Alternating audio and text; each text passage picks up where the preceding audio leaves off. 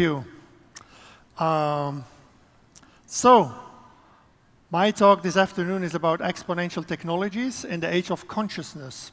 The last years I have been talking a lot about exponential technologies, but more and more, the last year I have been talking about the impact of technology on humanity, and also not just business, but also society.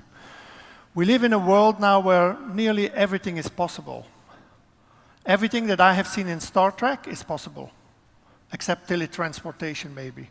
But even teletransportation, we are now able to be represented in virtual reality in another space and communicate with others. We can go to Mars. We can recreate or modify human life.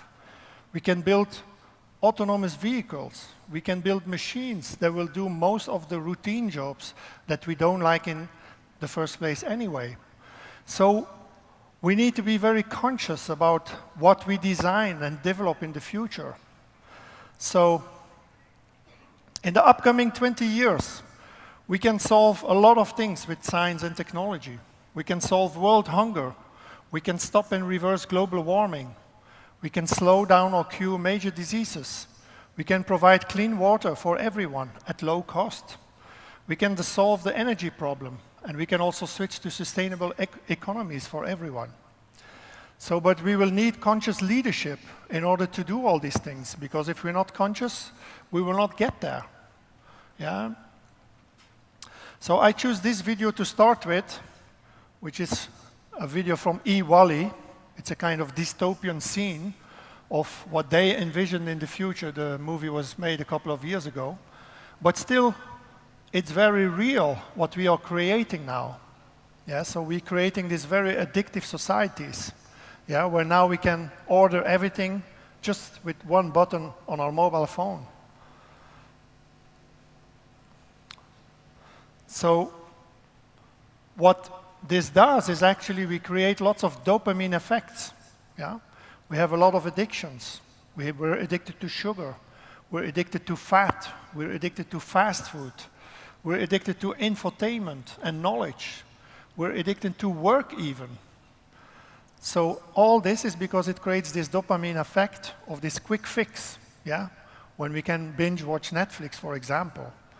And we need to move to more serotonin-driven societies, things that make us happy. You know, be outside, be outdoors, do sports, play with others, play with our friends and family, communicate, yeah?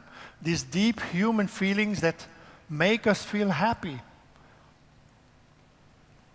The world as we have created it is a process of our thinking. It cannot be changed without changing our thinking. So everything we have created up to now was designed, yeah? But it was designed for the old industrial era. So with technology and information technology, everything changes. Technology is challenging all our systems. Literally everything gets disrupted, and everything we need to do differently. So we need to think entirely different to create future societies. So let's have a look at the state of the world today. As I mentioned that we are addicted to food, look at the obesity rates, yeah, that are expected to increase further everywhere. US is leading. 1 in 2 people in the US is overweight. 1 in 6 children. And all the other countries that are following. I read the statistics about Thailand. Thailand has 32% people overweight. That's 1 in 3. Yeah? You're number 2 in the South Asian area. Malaysia is is the first, with 44% overweight. And then Singapore with 30%. But all the stats keep increasing. So despite everything we do, everything we say that we are living healthier and all that, these rates keep increasing at alarming rates. And we know that it's not healthy because it provokes a lot of diabetes and other diseases. Processed food, ultra-processed food as we call it. In the UK, now 1 out of 2 families, everything they buy is ultra-processed food. In Europe, you can see already, most of the Northern European countries have also already more than 40%. In Mediterranean countries, it's lower because people still live a lot outside, eat a lot of veggies and salads, and live healthier. But they keep increasing everywhere. So we need to think, is this the society that we want? Is this the society that we want to leave for our children? Or are we going to do things differently? If you look at children, a child sees, per average, 40,000 ads per year. 40,000. Only in the US, these companies spend $10 billion just on advertising to children. Look at the Cartoon Networks and see what type of ads they see. It's all for, cereal products, sugar candy, games, or fatty food. All things we don't really need. So we need to be very conscious about that. Luckily, we have the new generation, and this looks like a super tasty meat burger, isn't it? But it's entirely vegetable, yeah? It's made out of protein and soya, and it's produced entirely in the labs. There's a whole new generation of startups in Silicon Valley that is now challenging the food industry with this new type of food. You can buy this already in the UK in the supermarket. So, and this is good. If you look at plastic pollution, every year 300 million tons of plastic is produced, and only 9% is recycled. The 91% goes back in the air when we burn it, in landfills and in our oceans. But the most difficult thing is actually to change our personal habits. If you look at our habits, or one of the reasons that this keeps happening is that the people who produce the plastic are not responsible. They're not held responsible. Neither the ones who produce it and the ones who distribute it. Coca-Cola alone produces 1 billion bottles per year. That's 1/5 of the entire global plastic production. So, but as I say, it's all in our own habits. I'm very conscious about these things with my family, and it's really hard to change the habits because everywhere there's plastic. Everything you buy is plastic. So how do we change that? We need to change the root of the problem and stop buying plastic or go to alternative methods. If you look at our oceans, our rivers, our lakes, they're full of plastic waste. They call it now microplastics, which are these little balls that you see of like 5 millimeters of space. And they are full of pollution everywhere. Just in the Rhine in Europe, these particles, we can find them at 191 million particles every day that go back in the sea. And the research is very new. We don't really know what the effect is on our own health, but we know that it's not healthy. And also this microplastics go back into our food chain because the fish are eating it. Yeah?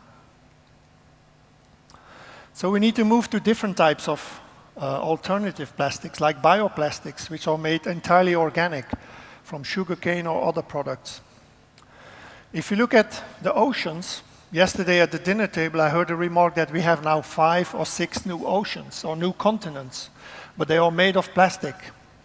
If you look at this slide, you can see these gyres, as we call that, with all miles and miles of gigantic gyres of plastic. Yeah, and they just drift and they collect with the streams of the water and they just stay there. So again, luckily, we have the young generation that is doing something about it. There's this project called the Ocean Cleanup, which was invented by a 16-year-old in Amsterdam while he was diving in Greece, and he saw that there was so much plastic pollution in the sea, in our clean water in the Mediterranean. So he decided to do something about it. So he creates this enormous 600-meter type of circles in the ocean that are composed with nets to actually gather all that plastic and then put them on ships to recycle. The system is entirely autonomous. It can act with water and weather conditions. It uses solar energy, and it's entirely scalable. He predicts that by 2040 or 2050, they can clean up the entire ocean. But we need a 16-year-old to clean up our mess, because we, as older generations, have been ignorant to that problem. And we keep doing it. We don't do anything about it. If you look at our oceans, these huge container ships that are usually, most of the products are produced in China, and then they have to go back to our waters, to Europe, Africa, or even US. But look what the pollution is doing. Yeah. These are particulate matters that are produced by these diesel engines. They call it bunker fuel, which is 1,000 times more polluting than cars. If one of those tankers goes in a port, it's very polluting for those cities. And all the children, they suffer from asthma in those cities. Luckily, again, we have innovation. This is a project from Yara, a chemical company in Norway, that is producing this solar-powered, battery-powered chip. With just one chip, they can replace 40,000 diesel trucks, traffics, or every time they move with these trucks from their plant to the port, 40,000 per year. So this is what we need to do. We need to switch to all these new technologies very rapidly, very urgently, because time goes fast. There is no time to waste. We also need to go more towards circular design, from making or from taking out of the earth to making to waste and to dispose. We need to stop that. We need to stop extracting and we need to stop wasting and go more into circular type of design and optimize what we already have. Lots of companies are now working in this circular type of economy. Another big problem is traffic. You know it here in Bangkok. This is a picture from Shanghai. But you know, this is entirely inefficient. It's totally unproductive. If you look at the statistics, I checked it for Bangkok. So if you sit like 1 hour of extra travel time per day in traffic, that's more than a month of holiday you can have by the end of the year. Think about it. So we need to change those systems.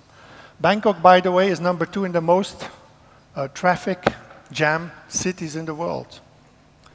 So we need to move to different systems. That's why we need self-driving vehicles. We need solar-powered vehicles or energy or electric energy-driven vehicles.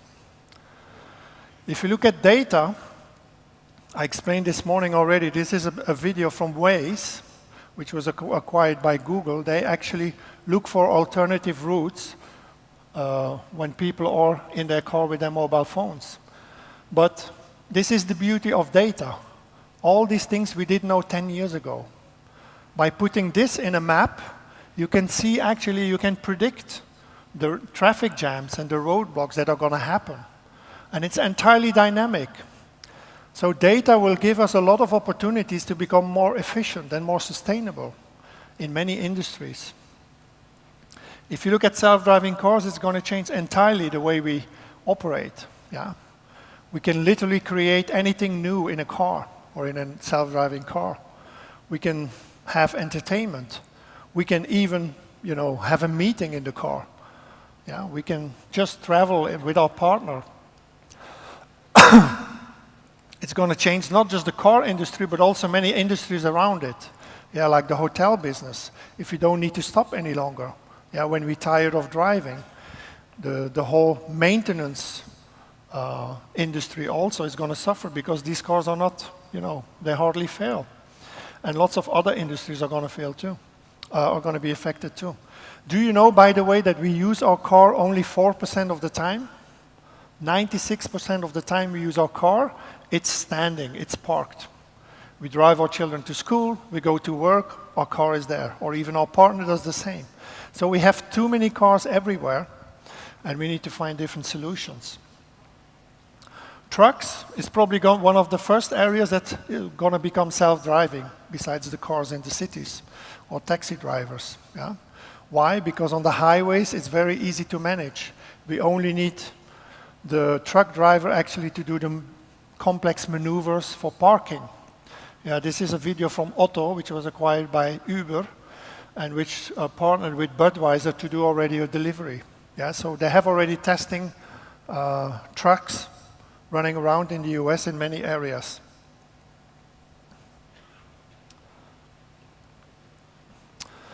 And then we have the entrepreneurs who always keep inventing. Look at these videos. This is a slide from our video from Airbus. They call it a pop-up module. So it's a type of light car where you can move around in the city. And then you have this flying engine who can take you from one side of the city to the other side of the city. In Dubai, we have the Ehang, which is a Chinese company, which is a self-flying engine for one person who can take you from one part of the city to the other part. This is already happening. This is not the future. And Larry Page from Google, he invested in this eHawk project here, which is more type of a drone that can be used in more nature or natural environments. And the last one here is the Aeromobile, which is a Slovakian entrepreneur who created this car that can at the same time be a plane. You can order it online for $1 million, delivered in 2020. So entrepreneurs are always inventing. And you know, 1 century ago, there were no cars. It was very hard for people to imagine that there would be one day roads full of cars, because they were just driving horses still, or using horses to move around. But we can easily imagine in 100 years that our skies are going to be full of self-flying vehicles. The technology is there. And Amazon is definitely not going to sit in the traffic jam. They're already experimenting now in Cambridge. There's a pilot project where they do delivery via drones. So let's have a look at the exponential technology trends that are impacting any business. So the automation of everything, artificial intelligence and robots, autonomous vehicles and transportation I just mentioned, blockchain, cryptocurrencies, Internet of Things, energy, utilities and environment, 3D printing, 4D printing, new materials like graphene, perovskite, photonics, biotechnology, genetics, synthetic biology, and neuroscience, nanotechnology, and quantum computing. The curious thing is that all these technologies use data, and so when we combine all this data from these different areas and different sectors, we see a lot of new opportunities. So the automation of everything. This is a video from Tesla production unit, and you see hardly any humans. Most of the work is done by robots. This is not new, by the way. Yeah, in the car industry, this has been happening for decades. But the processes that we use are becoming more and more robotized. This is a video from Alibaba, where you can see in this warehouse, they use 60 robots that replace 70% of the work done by humans. Yeah, these small robots, they can perfectly organize themselves, they don't crash, and they can lift weights up to 500 kilo, I believe. So, and it's only the humans who actually put the things then back into the envelopes or for the post. So we get more and more automation everywhere. This is a robot. I think it's a beautiful robot. Look at it. Beautiful design. Yeah? It's the first robot hamburger restaurant in San Francisco. It opened this month. Yeah, so as soon as you order, it's $6 per hamburger. Your meat gets cooked, and then you can actually choose your ingredients that you want, and you get a perfectly cooked hamburger. Yeah? And in all areas, we will have robotization. You have pizza robots, you have robots everywhere. And we're going to have robots more and more that will actually have more and more human capabilities also to do things with us. Artificial intelligence, as I mentioned this morning, it's probably the single most important technology that's going to change the entire landscape. Why is that? Because all the data that's produced now by our mobile phones, by our devices or laptops, and then now also with sensors for the Internet of Things, there's so much data that a human being cannot make sense out of that data any longer. So we need machines actually to analyze and to simplify actually what we can do with that data. And then we need data scientists, we still need humans to actually make real sense and extract value of the data. But any industry is going to be affected by it. So we will move from a mobile-first to an AI-first world. This is a quote from the CEO of Google. This is a slide from Boston Consulting Group where you can see how fast this is changing. This is a survey done by any industry, by CEOs of any industry, and this in 5 years' time where it's going to affect. So literally every business is going to be affected by artificial intelligence. If you look at it from a more technical perspective, all the layers of AI, which is interaction with humans, acting, thinking, perceiving, yeah, can be done with machines. And here are the applications, like speech recognition, handwriting, optical character recognition, image and video recognition, facial recognition, natural language understanding, and then speech synthesis, robotic process automation, and case-based reasoning. Yeah? So we can do a lot now with machines that was not possible previously. We have had a lot of innovation because we have better computers, we have much faster networks, much more processing power, and also we have better coders now. So but what is important is that we keep human values at the core of what we code. Yeah, we have going through the last 2-3 decades of coding mainly in function of generating profit for companies without thinking actually what it's going to generate for the overall society, yeah, on a holistic view. So these are the principles which we call the Asilomar AI principles from the Future of Life in New York, which is made by 200 artificial intelligence experts. And it says that all systems should be designed and operated to be compatible with ideas of human dignity, rights, freedom, and cultural diversity. Shared benefit and prosperity we need to empower as many people as possible. We need ecosystem thinking. Ethical, economical, and societal issues needs to be included. Yeah? We cannot longer think in silos, yeah? Because other industries can as well affect what we do. So everything is linked with data. And also we need to be responsible. Those who are coding need to be responsible for what they call. Blockchain, one of the other big buzzwords that is creating this layer of trust on the internet. Yeah, it's about decentralization, no central power any longer. But you can see how much the blockchain has evolved over the last couple of years. And in the next 3 to 5 years, this is going to go mass market. All the startups that I know are now coding with blockchain. Why? Because it's a different mindset. Yeah? It's a different philosophy that they don't want to function anymore under centralized power. They want to function in this decentralized economy. So everything is going to change. All the sectors are going to be affected by it. You can look at all the sectors here. An example is WePower. Yeah, there's tons of examples. I can talk a day just on blockchain. This is a very interesting concept because they actually connect all the people who generate wind or solar energy or alternative energy. And they actually, the people who store the energy can resell it to their neighbors or to other companies via the blockchain in an entire transparent way. If you look at cryptocurrencies, the volume of Bitcoin now has bypassed the volume of PayPal. It's nearly reaching the volume of MasterCard and Visa. In 1 or 2 years, they're going to reach that because every month there's more and more volume. And even UnionPay, which is the payment system in China, the biggest one, is going to be challenged. So this keeps increasing. So if you're not yet on the blockchain or with cryptocurrencies, start working with it because it's a very fascinating world. There's also a lot of hype around it, there's a lot of speculation around it, but in order to code and do things differently, it has a lot of value. If you look at traditional currencies versus cryptocurrency, you can see the differences. Yeah? Traditional money is controlled. Cryptocurrency is not controlled as of now. Government bodies create money, you know. Cryptocurrencies are created by software. It's made up of coins and paper. Bitcoin is created by pieces of code. Transfer time can be very long, especially when the banks are holding your money for a couple of days. Yeah? In cryptocurrency world, it's nearly immediate. And then also online transactions are very vulnerable. There's a lot of hacks still going on in the banking and financial system. Online transactions with blockchain are nearly impossible. So guess who's going to win in a couple of years' time?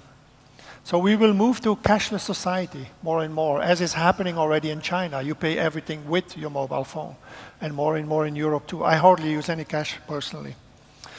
Look at the Internet of Things, the other big trend, yeah, where we will connect everything. Look at this slide. Yeah, we come from standalone computing to distributed computing, cloud computing, and we're now moving into ambient computing, as we call it, where we connect sensors, machine intelligence, and mind-machine even. So we come from literally thousands of apps and millions of users to billions of users and apps and sensors. And we go from 0 network connections to infinite network connections. So we're going to open an entire new world of possibilities with the Internet of Things.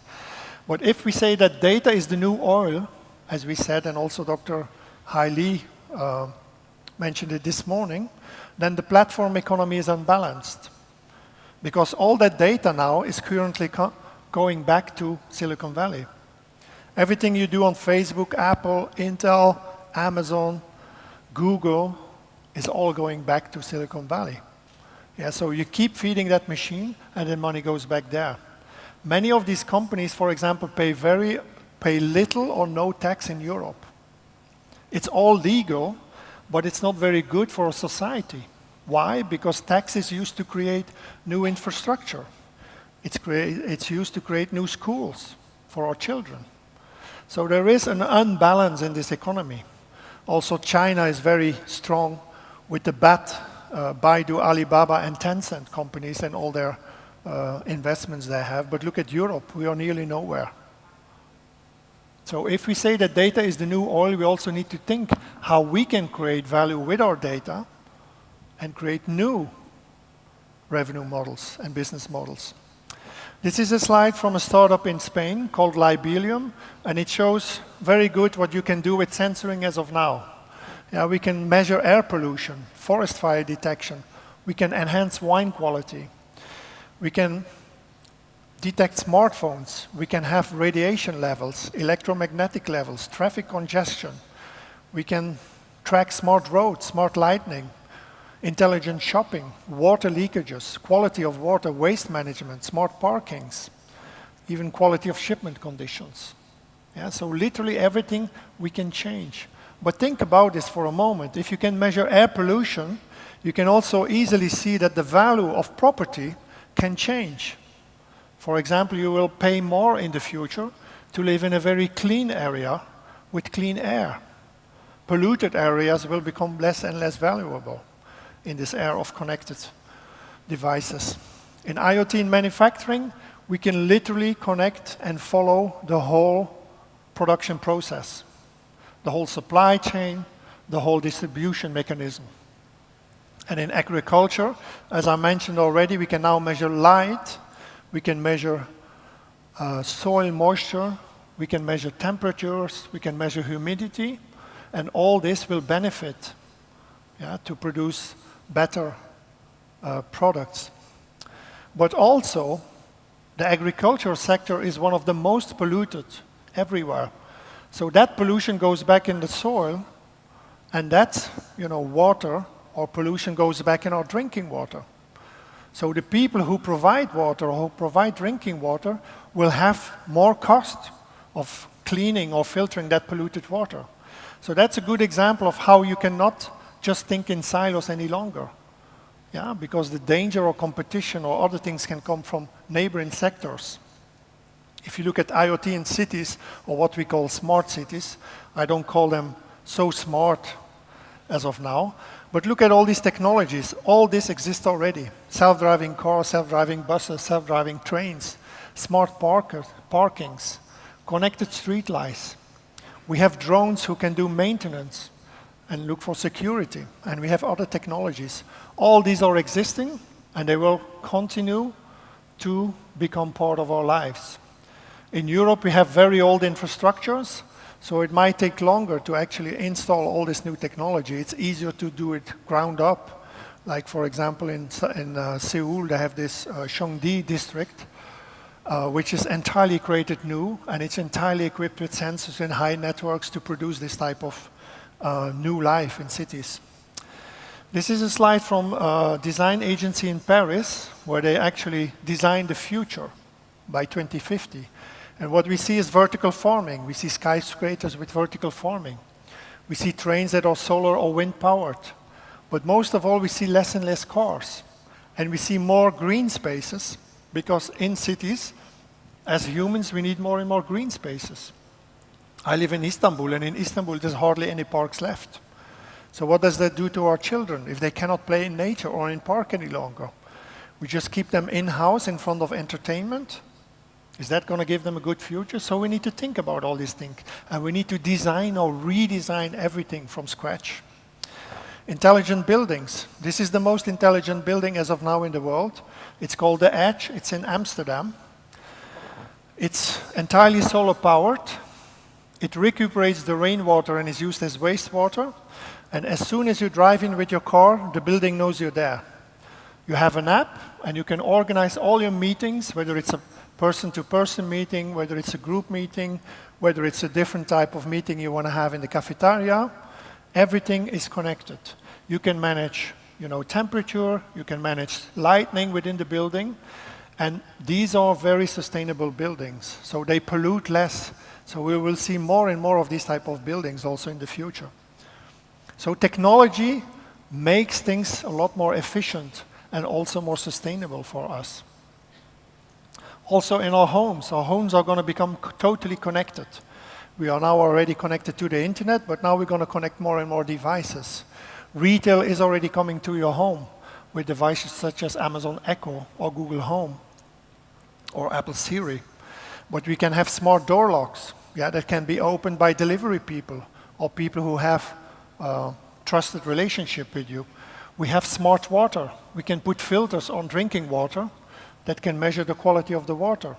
But also that can connect all the different types of water and qualities of water that is used. So that data, if you look at it on a holistic level, will give us a lot of new information to become better at managing all that.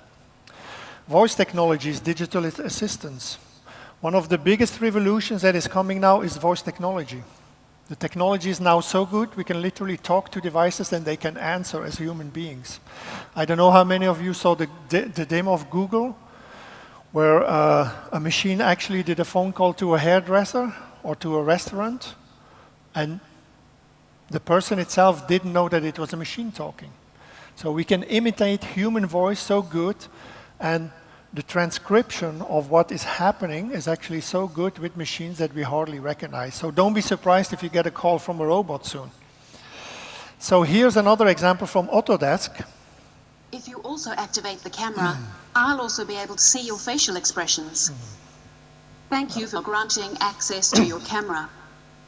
I see you are interested in AutoCAD, including specialized toolsets. Are you a current user of AutoCAD? Yes, I am. Thank you for being an Autodesk customer.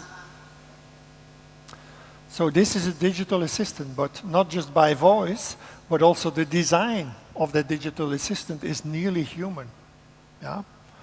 We have now virtual superstars on Instagram that live a life and they pose in the real world with superstars, and they have an entire life on Instagram, but people think that they are real, but they are created by agencies.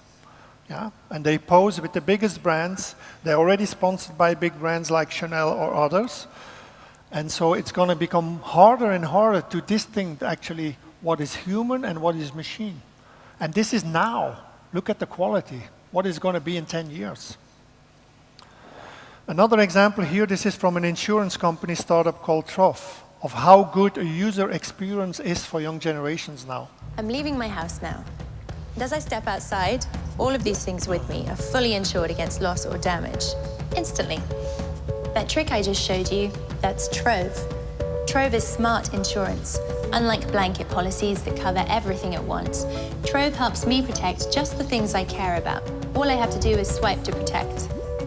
So if anything happens, just about anything you can imagine, I know my camera's covered. Trove makes it easy to file a claim through the app. I just answer these questions, and Trove handles the rest.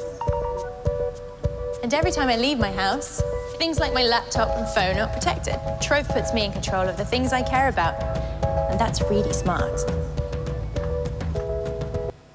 So this is how these young startups, they take market share, because it's all about fluidity and the user experience. They make everything so simple and so fluid that youngsters, they love it. And it's so easy to use a new service. So that's how they take actually market share very quickly. And there's lots of examples in these areas. Augmented virtual mixed reality and holographics, another one of the buzzwords. This is a video from Microsoft HoloLens. So with virtual reality, we can now recreate lots of things. It's used already a lot in design agencies. It's used also in the education sector, for example, human bodies, or anatomy. We can learn a lot, we can represent a lot in the virtual worlds. Walt Disney is using it to create its new theme park. Ford is using it to design its new car. And we can design with different people in different areas and at the same object. There's a startup in Silicon Valley that is actually coding or decoding, with different people in the same space. Another startup is actually changing the office space entirely. So if you have a virtual helmet, you can decide which interface you want. Do you want to sit at the desk and type, or just do you want to speak, or just do you want to draw? So we're going to have a new freedom of creation with virtual reality. And then Mark Zuckerberg says that the quality of the lenses now, which is now with this heavy headset, in 10 years' time will be embedded in your glasses. So we will go into a world also with mixed reality, where we can see the real world and another virtual world on top of it. So that's going to be funny also. Oops. Image and face recognition. Jack Ma from Alibaba last year, he launched Alipay, which you can actually pay with your face. In the Burger King in Beijing, you can just pay with your face now.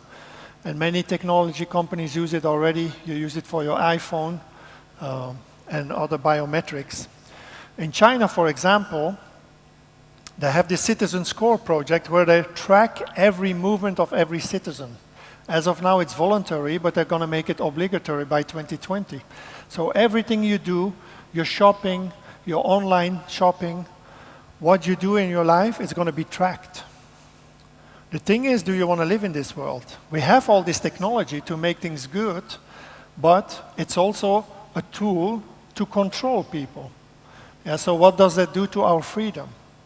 So we need to think twice what type of technologies we're going to use and what for. 3D printing, as Dr. Hawley already mentioned this morning. We can 3D print anything.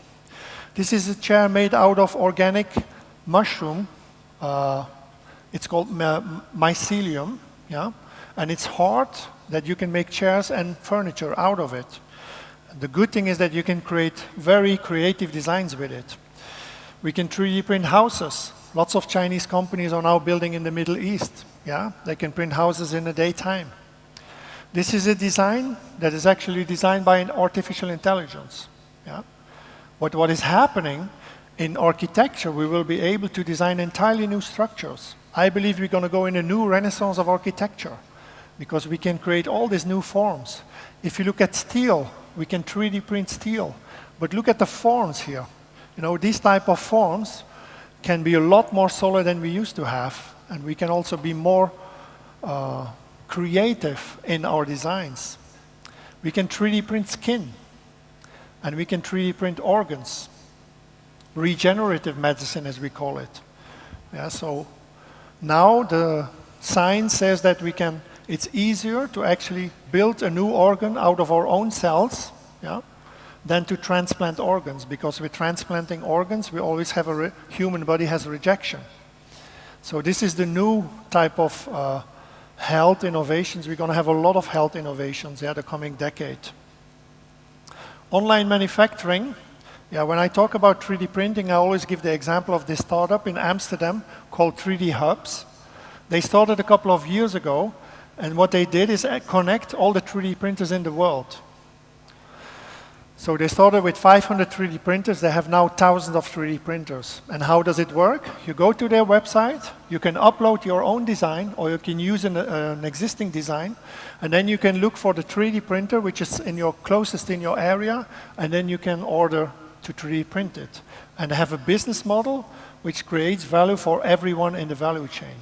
So this is a good example of how you can create value with platform thinking also. Biotechnology, nanotechnology, neuroscience, quantum computing, I'm not going to go deep into this, but if you think that things are going fast, they're going to go a lot faster. Yeah, we have new materials like photonics, which are now already transferring 50 gigabit per second. This is in the Intel labs. Quantum computing now, from the D-Wave computer from Google, is 1 million times faster than the fastest computer available today. So imagine what this is going to do to our future. And in biotech and nanotech, we have a lot of innovation. Yeah? We can recreate human life. We can edit diseases out of human life. With nanotechnology, one startup in Cambridge, they can analyze your breath and they can predict whether you have cancer, just based on the chemicals that are in your breath. So lots of innovations in that area as well. This is one of my favorite slides from my futurist partner, Frank Diana. And it shows actually here the existing technologies we have: internet, social, mobile, cloud, big data analytics. These are the emerging technologies that are emerging now. Yeah, like from 3D printing to drones and blockchain, robotics, nanotechnology. And these are all the potential future scenarios, yeah, that we create with all these technologies. And in here in the middle, you have all the innovation accelerators, yeah? Emergent and future accelerators, technologies that you have not heard about, but they are now in the labs. And as technology keeps moving as lightning speed, these are all going to be in your area in 5 to 10 years' time. But also in this slide, we can see what this exponential technology does to society. Yeah, so there's a lot of consequences. Yeah, we can have 5 generations of workers on the work floor very soon because we're going to live longer, we're going to live healthier due to this advanced science we have in the healthcare sector. We have decline in fertility rates. We have emerging middle class. We have aging population. Yeah, we have technological unemployment. These are all things that, for the moment, nobody's thinking about on political level. But we need to solve this also because we want to create happy societies, aren't we? Digital transformation. This is a slide from Cisco. And I mentioned this morning that digital transformation is not just something you do in one department. It's literally going through the whole activities that you do in your company. Yeah, if you look at it from the bottom here, which is all the, basically the foundations, yeah, of hardware and sensoring that you need. And then here from asset utilization, supply chain, sustainability, innovation, customer experience. And then you can see all the range of different type of activities you can tackle with digital transformation. Business as usual is that. I gave already some examples this morning. TransferWise, yeah, which is making all the profits and commissions that the banks are making, and they make it transparent to the audience. They grow very fast. Lemonade in the insurance sector. Yeah, you can insure now per item, or like the example that I showed you from Truff. And then Oscar is another startup in Silicon Valley that is actually linking your fitness with your insurance policy. So things that we used to do before are not working any longer, and everything becomes also new business models. This is a slide on the fintech industry. 27 of the most valued world tech fintech unicorns, and 8 of them are in China. Companies like Ant Financial or ZhongAn, you know about, and others. In Europe we have a lot, in London mainly, and then also US. But fintech is a very active sector, yeah? Why? Because it's entirely technology-driven and software-based. The whole stock market exchange runs already on algorithms for years.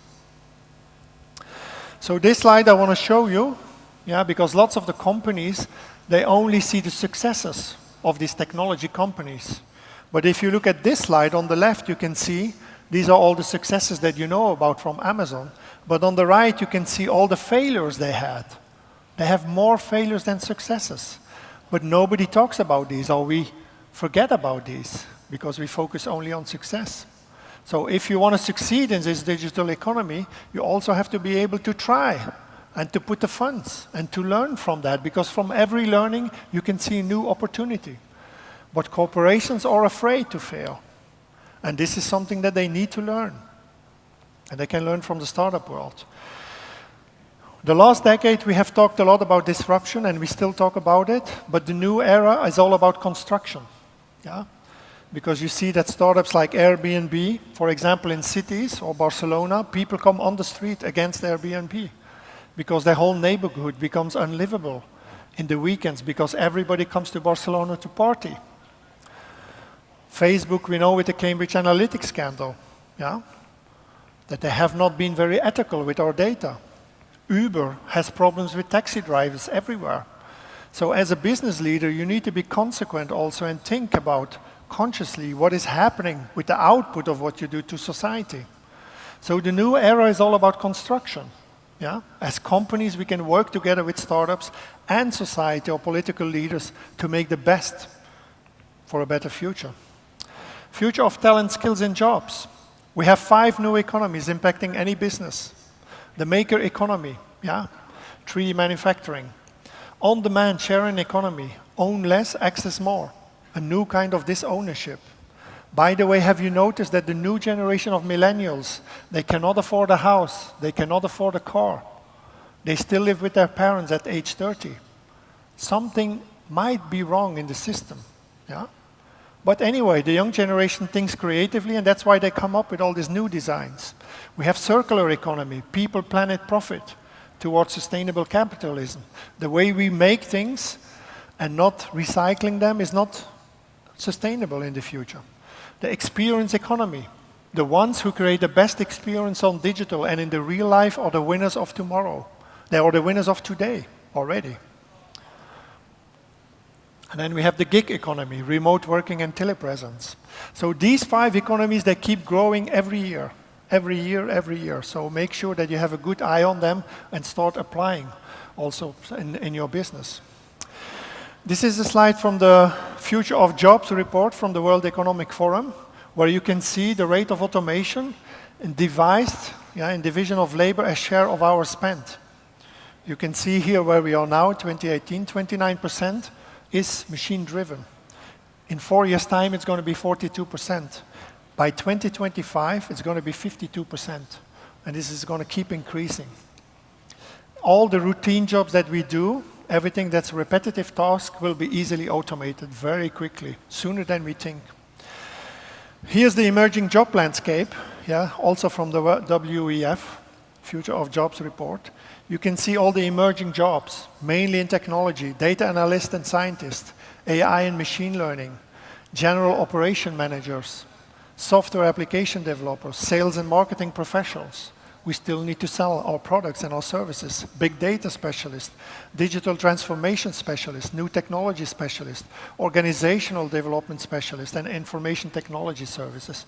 So all the emerging jobs are mainly technology driven. Everything that's declining are mainly jobs that we used to do. Yeah? Data entry clerks, accounting, bookkeeping, administrative work, assembly and factory workers, client information and customer service workers, business services, administration manager, accountants and auditors, material recording and stockkeeping clerks, general and operations managers, and postal service clerks.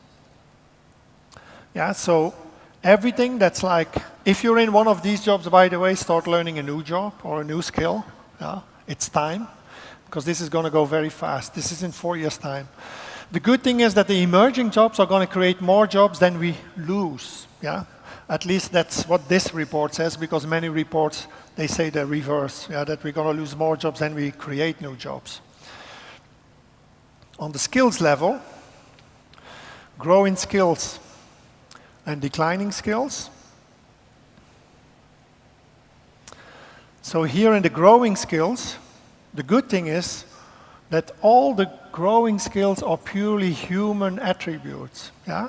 Active learning and learning strategies, creativity, originality and initiative, critical thinking and analysis, leadership and social influence, emotional intelligence, reasoning, problem solving and ideation.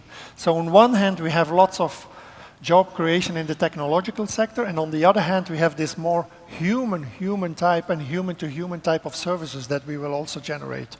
Declining again is everything that can be done by computers already, or machines.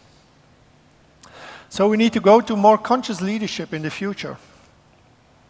If we look at education, the knowledge education system becomes totally obsolete. Yeah, because as I mentioned this morning, everything that we know or that we store in our brain and then be tested on it is irrelevant. In Cambridge already they have done tests where for the biggest PhD or the most important PhDs, the machine can do better. So what's the point of learning? that. So we need to learn entirely different things. Yeah? How we can become more creative, how we can become more, look more into dreaming and ideation again. So we have developed 9 principles of the future of learning, which also I mentioned this morning, which is more about meaning and passion. Exponential learning. We don't need to say what we know, we need to go more into a mindset of what we can learn. You know, I know it all to I can learn it all. Creative and authentic learning, communal learning, personalized learning. We can learn everything now from the internet. Yeah, but it's important also that we keep community learning together, because that's by interaction that we learn a lot. Learning by doing. Assessment as learning. As a company leader, do you assess your people, you know, by what they know or what they can learn? It's a very subtle difference. Empowerment. Yeah, the young generation, the startup culture is all about empowerment. Yeah, we need to empower our children instead of putting them into schools and learn about task-driven and how to function in the old industrial society. We need to give them different skills. And then role model learning. Building future teams. Yeah, we need to build teams who can embrace change. We need people who are very flexible, who have a change mindset, who can easily function and adapt to change. We need to be in a continuous learning mindset, yeah? Because everything keeps changing. We need to continuously learn. I have done 20 different jobs already in my last 20 years. I keep reinventing myself, yeah, because I love also. It makes us happy. Value, trust, engagement, collaboration. These are all characteristics of what we need in the future. Cultural transformation, experiential knowledge. Not just knowledge that we have stored in our brain, but knowledge by doing things. Our experiences become more important than what we know. Defining new competencies, roles, skills, capabilities in this new world. And then also we need to start using new methodologies, from design thinking to circular design, to systemic design, to ethical design and Socratic design. So we need to move more towards soul love, as I call it. Yeah? The old industrial society was all about ego. Now we need to move more towards things that we do with the heart. Yeah, look at the differences here. This is the old mindset, this is the new mindset. From mind to heart, security to creativity, from knowing to experiencing, from selfishness to contribution, from reactive to contribution, from scarcity to abundance, condemnation to discernment. Yeah, we need to be able to make good judgments. From withholding to openness, separation to integration, unity, from doing to being in the moment, create together, not just task-driven. Criticism to gratitude. Yeah, we need to be grateful to what we have. Yeah, not criticize all the time. It's a disease of the Western world. Everybody's criticizing all the time. No, be grateful for what you have. Then you can also be open towards new things. Past, future goal orientation to present orientation.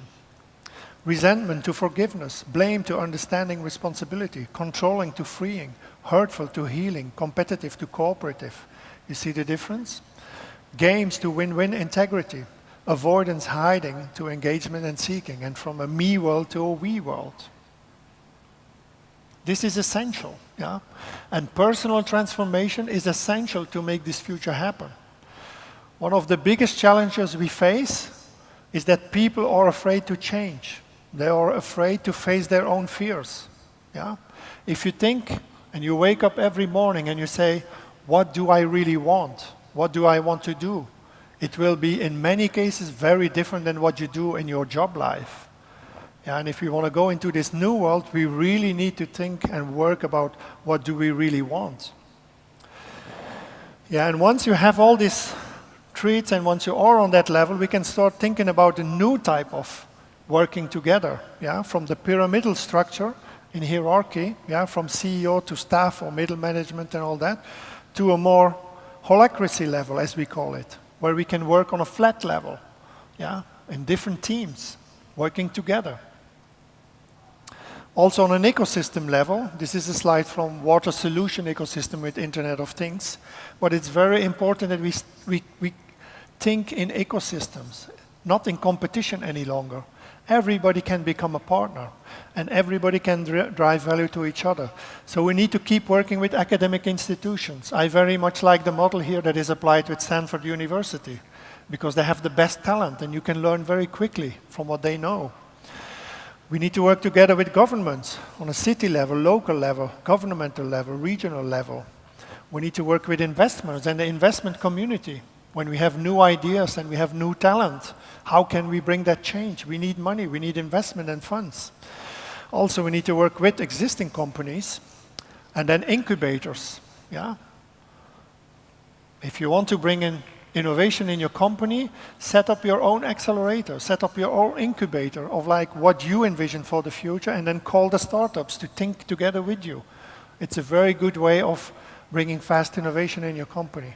And then also multi-stakeholder institutions. So, but everyone in this part is important.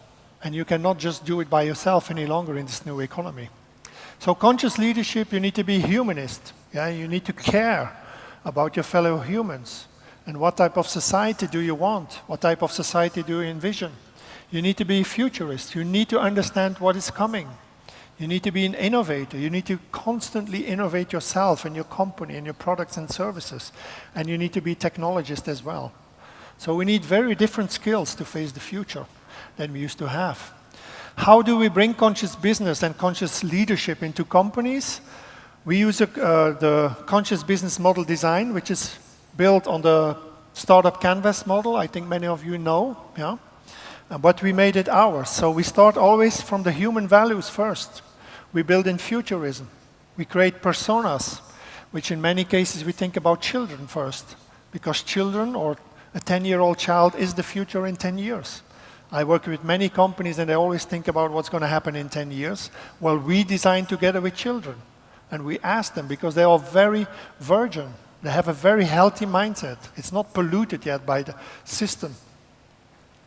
We work with new value propositions for the company and ecosystem. We bring in exponential technologies. Literally for every technology we can build new scenarios, yeah, for you and your partners. We build partnerships for exponential business, and we also bring in new KPIs and how to measure impact. How do you measure all this new progress? We bring in new economies, and also we bring in the UN Sustainable Development Goals. Because the social cause, the social responsibility will become more and more important for business leaders. Because governments doesn't do it any longer. So as a business leader, it's important. And people and your customers will love you for that. Yeah? So, and then last but not least, also learning programs and culture design. So we do all that in workshops using this model. If you look at the Maslow pyramid, yeah, you know all the things that we need, yeah, from the basic level, physiological level, breathing, food, water, sex, sleep, to safety, security of employment, morality, family, health, property, love and belonging, with sexual intimacy, which is not the same as sex, yeah, very different thing. Esteem, self-esteem, confidence and achievement, morality, creativity, spontaneity, and then also teaching, actualization of others, helping others, yeah, actualization of consciousness, and then ultimate peace, unconditional happiness, love, acceptance towards all that, and then in a later stage, sacred enlightenment and spiritual actualization. Why do I show this slide? Because in the bottom line, this is basically what we are doing with robots and machines. Yeah? We recreate everything here, but all these features are deeply human and cannot be copied.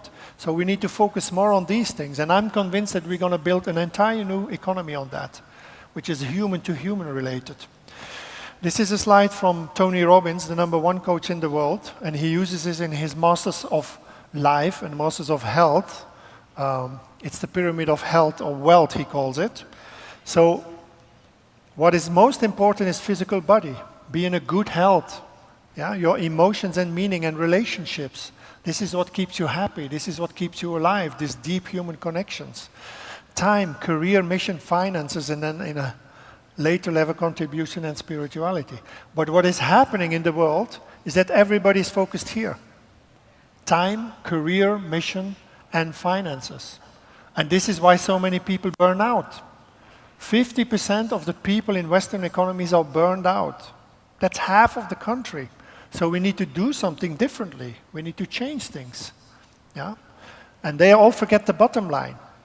Yeah? They forget to spend time here, because this is what keeps us strong and alive, and how we can build also healthy new economies. So we need to listen more to our children. We are working on a manifesto for children first. As we say, we listen more to children, and we design also with children, together with parents, because they have a lot of wisdom. They have thousands of years of natural DNA. Yeah? And then we change it when we go to school. And the school system is still focused on the old industrial society, not on the new information economy. So I leave you with this quote: "To live is to choose, but to choose well, you must know who you are and what you stand for, where you want to go and why you want to get there," by Kofi Annan. Thank you very much.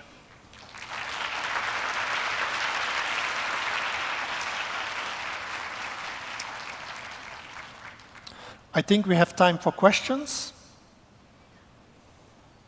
Anyone has a question? I don't know who's handling the mics, or is there anyone that's distributing mics?